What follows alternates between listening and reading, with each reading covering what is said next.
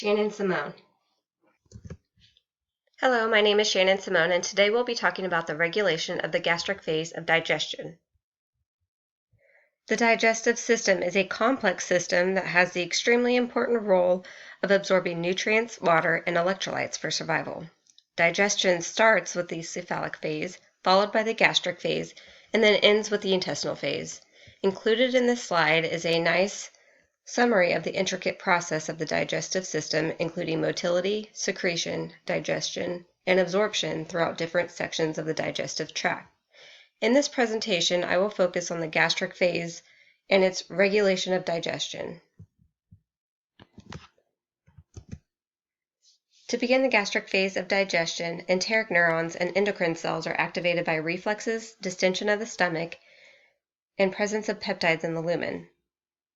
The enteric nervous system, or ENS, is a network of neurons that control the GI tract and can act independently of the central nervous system.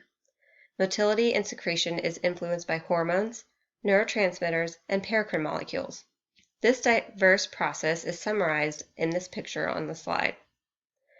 The stomach is where the gastric phase of digestion occurs. It has multiple functions: storage, digestion, and defense. The storage function of the stomach regulates the passage of food into the small intestine, where most of the absorption and digestion takes place. The upper part of the stomach stores food waiting to be digested. Without this regulation of food passage, there would be dumping symptom, where the small intestine would not have enough time to digest and absorb nutrients. The lower part of the stomach chemically and mechanically digests food by using peristaltic waves to mix the food with digestive enzymes, creating chyme. It then pushes the small amounts of chyme toward the pylori sphincter and into the duodenum. During mealtime, there is enhanced gastric motility under neuronal control, and it is stimulated by distension of the stomach. Additionally, the stomach is able to defend the body by destroying bacteria and pathogens that enter the GI tract, while at the same time protecting itself from autodigestion from gastric acid through the secretion of mucus.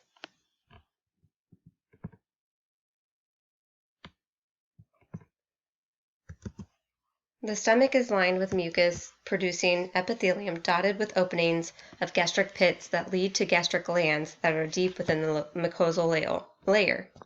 The mucus secreted protects the stomach from autodigestion by gastric acid. These glands are also what produce gastric acid, enzymes, hormones, and paracrine molecules. The image has a summary of gastric secretions and their functions. The first gastric secretion I'm going to focus on is the hormone gastrin. This is the hormone that stimulates gastric acid secretion by acting directly on parietal cells, which are located deep in the gastric glands. Gastrin also indirectly stimulates parietal cells through the stimulation of histamine release. Gastrin secretion is stimulated in several ways, including distension of the stomach, the presence of peptides and amino acids in the stomach, the neurotransmitter gastrin-released peptide, or GRP, which can come from short reflexes in the ENS or from the vagus nerve in the cephalic phase.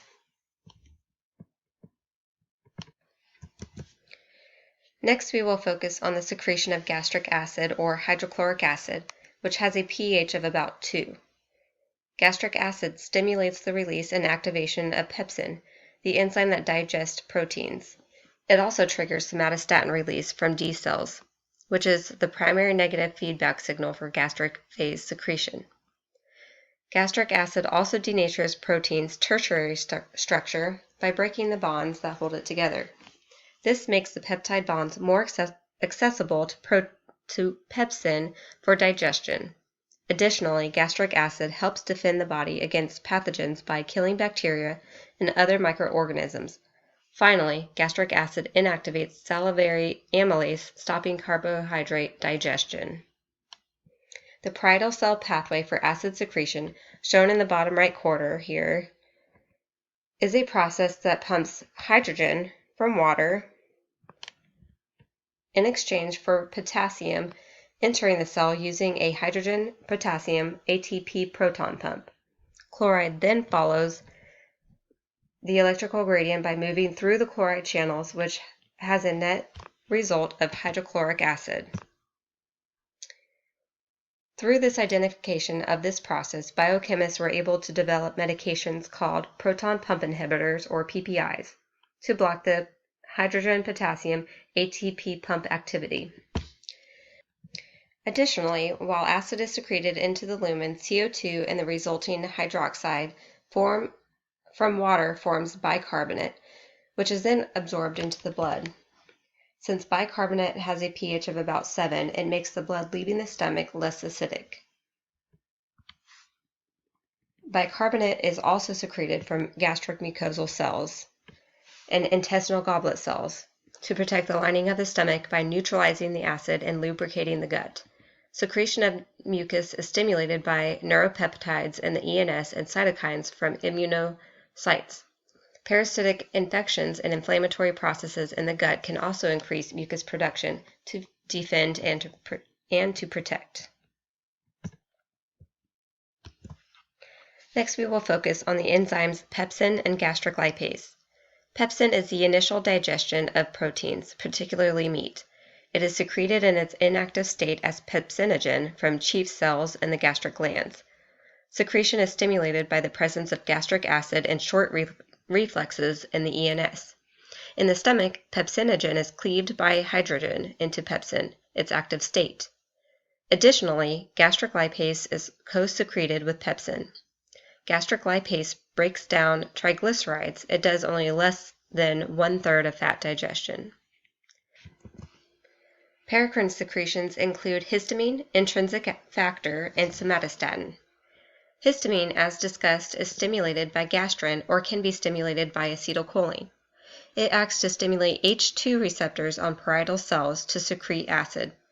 H2 antagonists are medications that have been developed to inhibit H2 stimulation to treat hypersecretion. These medications are cimetidine and ranitidine. Intrinsic factor is a protein secreted by gastric parietal cells which complex with vitamin B12 to allow for vitamin B12 absorption in the intestine. Finally, somatostatin, a hypothalamic growth hormone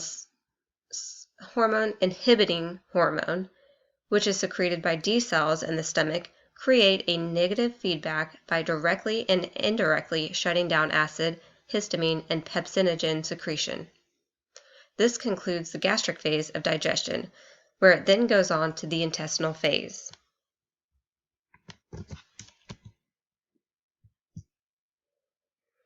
In review, the process of digestion starts with the cephalic phase, followed by the gastric phase, and finally the intestinal phase, where absorption takes place. In the gastric phase, gastric secretion is stimulated first by food or the cephalic reflexes. Gastrin then stimulates acid secretion through direct action on the parietal cells or indirectly through histamine. Once acid releases, it stimulates short reflex secretion of pepsinogen. Finally, somatostatin is released, which is the negative feedback that stops acid and pepsin release.